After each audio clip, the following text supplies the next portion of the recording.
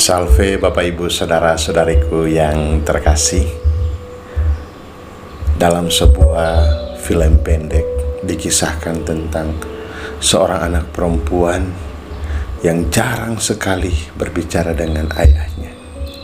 Bahkan dia tidak suka dengan ayahnya karena mungkin sikap tegas dan kerasnya sang ayah. Namun pada suatu ketika dia hamil di luar nikah. Dan ketika berbicara dengan ibunya mengatakan kepada anak itu, suka atau tidak suka, kamu harus memberitahukan kepada ayahmu. Kamu harus memberitahukan sendiri. Jangan ibu yang menyampaikan. Setelah membangun niatnya, anak ini kemudian pergi dan mengatakan kepada ayahnya, "Ayah, saya hamil." Sang ayah tanpa kata kemudian memeluk anak itu dan mengatakan, "Kamu adalah anakku dan juga bayi dalam kandunganmu adalah anakku." Bapak Ibu Saudara-saudari yang terkasih,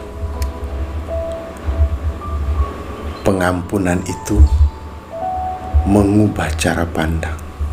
Pengampunan itu bisa meluluhkan atau juga menghancurkan batu, di mana kita semua yang menutup diri, tetapi dengan pengampunan kemudian bisa membuka semuanya menjadi lebih baik. Segala ketakutan, kecemasan berubah menjadi air mata ketika sang ayah mengatakan bahwa saya mencintaimu, saya menerima engkau sebagai anakku dan juga bayi dalam kandungannya. Bapak Ibu Saudara-saudari yang terkasih, pengampunan dan belas kasih itulah yang menjadi permenungan kita pada hari Minggu Prapaskah yang kelima ini. Allah mencintai kita, bahkan dalam kegagalan kita, dalam kedosaan kita, Ia tidak pernah berhenti untuk mencintai kita. Kisah perempuan yang kedapatan berzina, kemudian digiring, dihadapkan di tengah-tengah banyak orang dan di hadapan Yesus. Malu itu pasti. Siapa yang berdosa ketahuan pasti malu. Tetapi berhadapan dengan situasi itu, bahkan dengan tuduhan-tuduhan, bahkan pula dengan tangan yang memegang batu siap untuk merajam. Karena bagi hukum orang Yahudi, siapapun yang berzina maka dihukum mati dengan dirajam atau dilempari dengan batu. Kemudian orang-orang Farisi dan ahli Taurat bertanya kepada Yesus, bagaimana pendapat Yesus dengan wanita yang berzina ini? Yesus masih diam, dan ketika ditanya terus-menerus, maka Yesus bangkit berdiri dan mengatakan kepada semua orang, siapa di antara semua orang ini yang tidak berdosa, dialah yang pertama melemparkan batu kepada wanita ini. Kemudian Yesus menunduk lagi. Satu persatu mulai pergi. Batu di genggaman tangan mulai dilepaskan. Mereka pergi karena juga sadar mereka berdosa. Kata-kata Yesus ini tidak saja mengampuni wanita ini, tetapi juga memurnikan hati setiap orang yang datang, mungkin dengan kejengkelan, mungkin mau menegakkan hukum Taurat, dan mungkin mau juga menghakimi. Maka introspeksi diri itu menjadi penting. Sebelum menghakimi orang lain, maka lihat dulu ke dalam diri kita. Maka kata-kata Yesus ini juga memurnikan kita semua yang akan menyambut Paskah.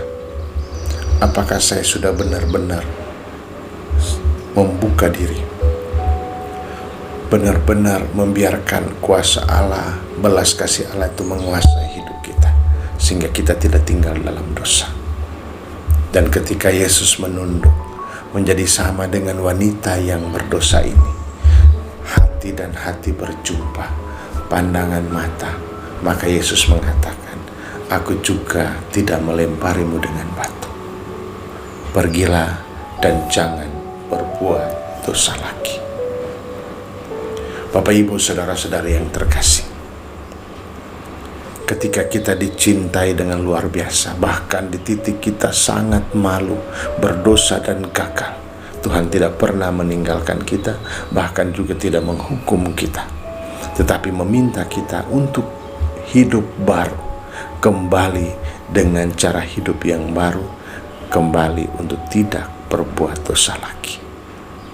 Maka saudara-saudariku yang terkasih, makna pengampunan dan belas kasih Allah ini juga dialami oleh orang-orang Israel.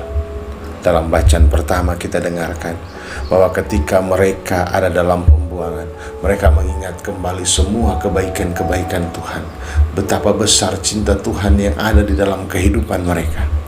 Dan itulah yang kemudian menata hidup baru mereka untuk memiliki harapan yang kemudian terpenuhi dalam diri Yesus Kristus. Cinta dan pengampunan itulah yang juga dialami secara nyata oleh Rasul Paulus. Dan itulah yang diceritakan kepada jemaat di Filipi yang kita dengarkan dalam bacaan kedua. Dia mengatakan, aku melupakan apa yang terjadi di belakangku, dan aku menatap dan mengarahkan diri kepada apa yang ada di depanku. Aku berlari untuk tujuan memperoleh hadiah, yaitu panggilan surgawi dari Allah. Seluruh pengalaman luka, pengalaman dosa dan lain-lain kemudian dimurnikan oleh perjumpaan. Di sana ada belas kasih dan pengampunan yang membaharui hidup Rasul Paulus untuk menjadi rasul yang baru, yang mewartakan kasih Tuhan sendiri kepada banyak orang.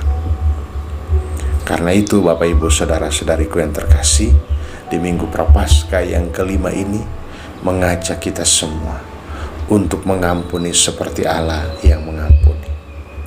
Kita yang mungkin terbiasa menghakimi orang lain, sekarang kita dipanggil untuk meninggalkan semuanya itu dan mengasihi dan mengampuni sesama.